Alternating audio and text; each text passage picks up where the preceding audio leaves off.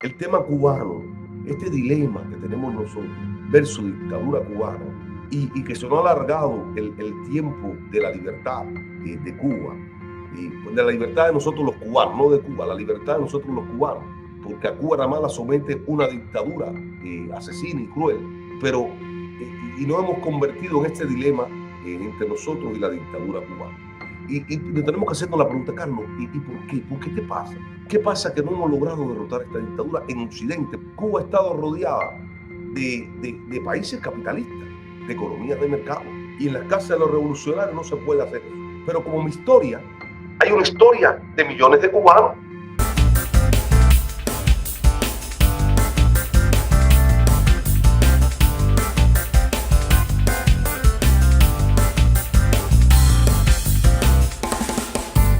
Primeros 7 años, ¿cómo fueron? Mi mamá, y cuando yo nazco, yo vengo al mundo, mi mamá me trae al mundo, estamos viviendo en casa de un pariente, voy a omitir su nombre, revolucionario, él y su esposa comunista, mi papá era militar cuando aquello también, mi papá militar y no tenía casa. Imagínense este dilema, un matrimonio, mi padre y mi madre se casan, tienen a su primer hijo que soy yo y no tienen una casa. ¿Dónde vivían? En casa, agregada en casa de un tío revolucionario, comunista, en casa de un pariente comunista, él y su esposa comunista, que tenían unas hijas mayores que yo, que habían nacido también, uno par de años más que yo, y yo nací entre esas niñas allí, pero un día mi mamá le da por hacer el intercambio a mí yo era intolerante a la lactosa, y no sé si era que mi mamá cambia la leche por leche evaporada, o leche con, no sé si era por la evaporada, por condensada, no me acuerdo, y esta familia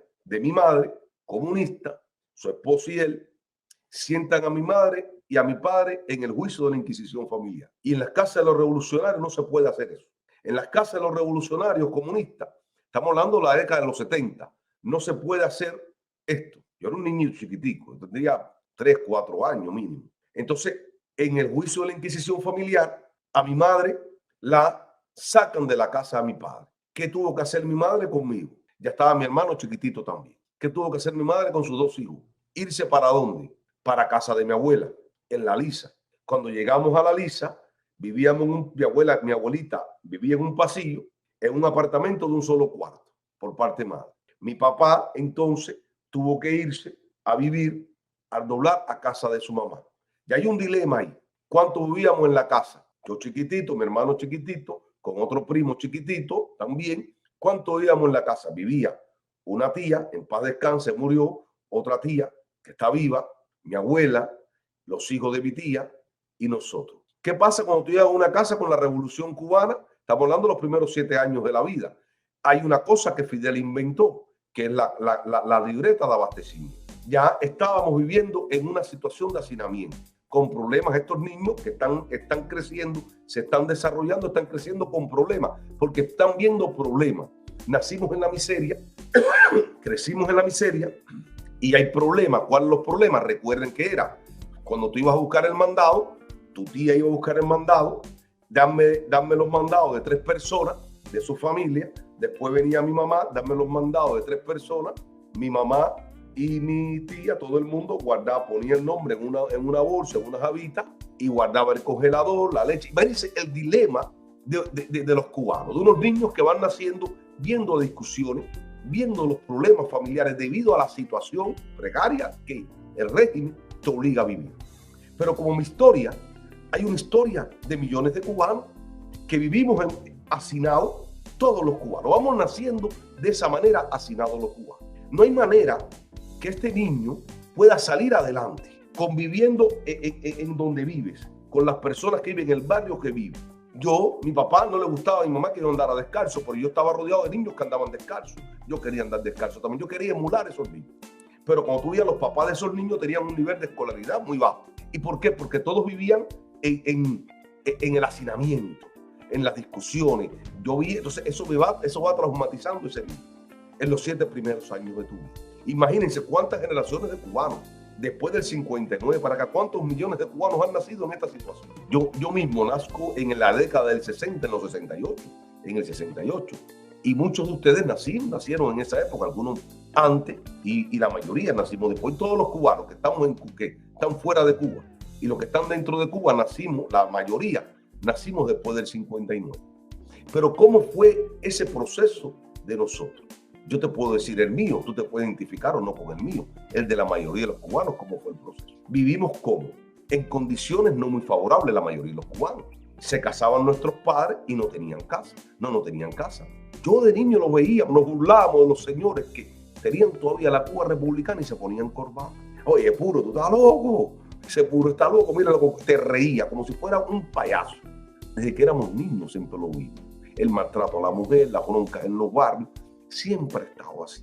Porque es parte del modelo que Castro quería para la sociedad cubana.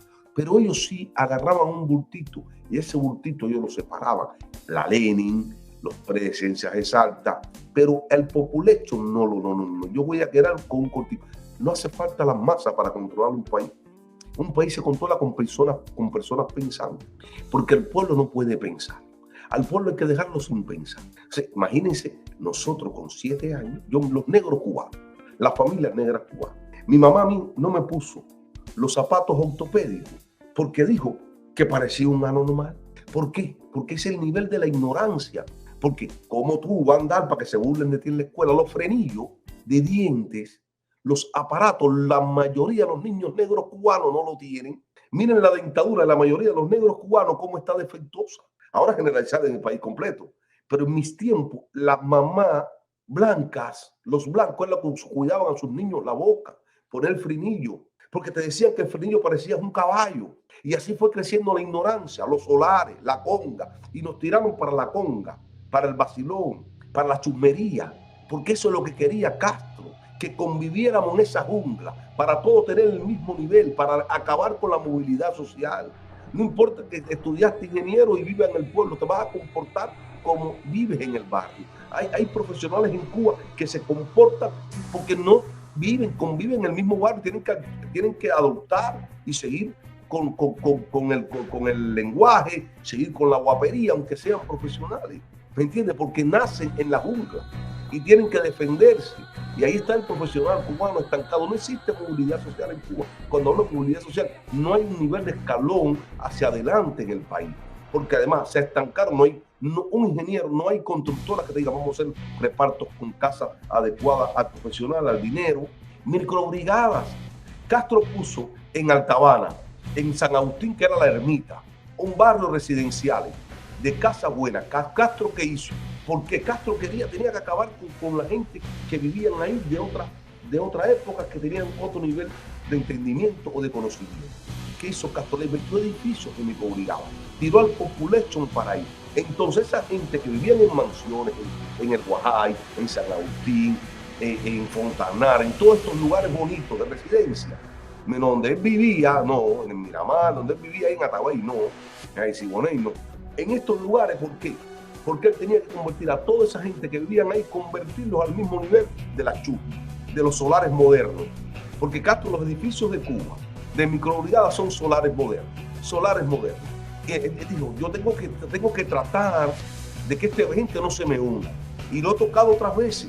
Desgraciadamente, nuestra religión, que nació y tiene otro objetivo, después de Castro, todos estamos fajados con la religión afrocubana. Castro fue capaz de cambiarnos la religión afrocubana y ponernos a fajarnos a todos. Y estamos fajados unos contra todos, menos con la dictadura todos nos fajamos. Entonces 30 apartamentos, porque es mi caso, llévalo a tu caso, yo lo he dicho otras veces, 30 apartamentos donde yo vivía, la mayoría de las mujeres, principalmente las madres de mis amigos que jugaban pelota, los enemigos jugaban pelota, los niños estábamos en eso, son los padres. Se tiraba polvo por toda la escalera y la cascarilla, todo el mundo estábamos envueltos en eso y estábamos creando enemigos, porque a mí me decían, cuando me tiraba o iba a casa de alguien a atenderme, a consultarme, me decían, el vecino tuyo es tu enemigo, te haciendo brujería. Ya ese tipo es enemigo tuyo, el otro es enemigo tuyo, el jefe es enemigo tuyo.